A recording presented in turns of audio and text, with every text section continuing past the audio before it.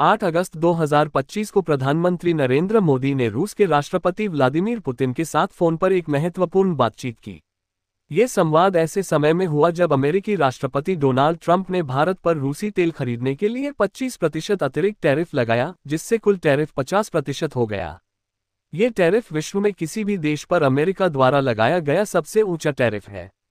इस पृष्ठभूमि में मोदी और पुतिन की बातचीत ने भारत रूस रणनीतिक साझेदारी को और मजबूत करने पर ध्यान केंद्रित किया। बातचीत का मुख्य एजेंडा। प्रधानमंत्री मोदी ने सोशल मीडिया प्लेटफॉर्म एक्स पर पोस्ट कर बताया कि उन्होंने पुतिन के साथ बेहद अच्छी और विस्तृत बातचीत की। इस दौरान पुतिन ने यूक्रेन संघर्ष की नवीनतम स्थिति के बारे में जानकारी दी। मोदी ने भारत की उस सुसंगत स्थिति को दोहराया जिसमें यूक्रेन विवाद का शांतिपूर्ण समाधान होना चाहिए। दोनों नेताओं ने भारत रूस विशेष और विशेषाधिकार प्राप्त रणनीतिक साझेदारी को और गहरा करने की प्रतिबद्धता जताई। मोदी ने पुतिन को इस साल के अंत में भारत आने का न्योता भी दिया, जो 23वां भारत रूस वार्षिक शिखर सम्मेलन होगा। ट्रंप के टैरिफ और भारत की प्रतिक्रिया।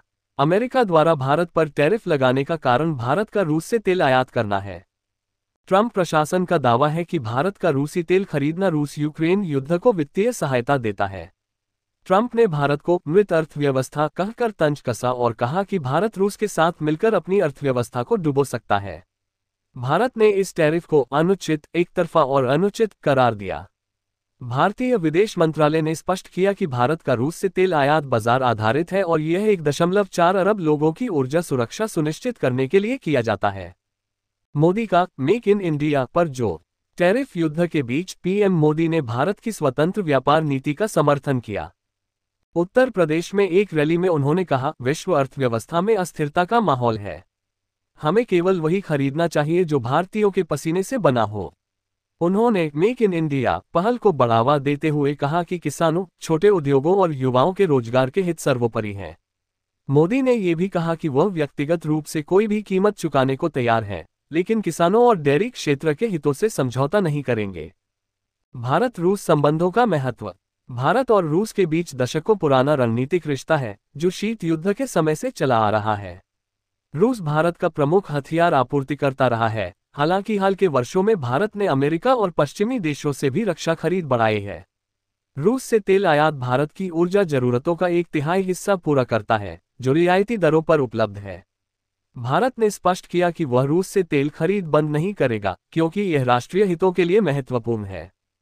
वैश्विक संदर्भ में बातचीत। ये फोन कॉल ऐसे समय में हुआ जब ट्रंप ने न केवल भारत बल्कि ब्राजील जैसे अन्य देशों पर भी टैरिफ लगाए हैं।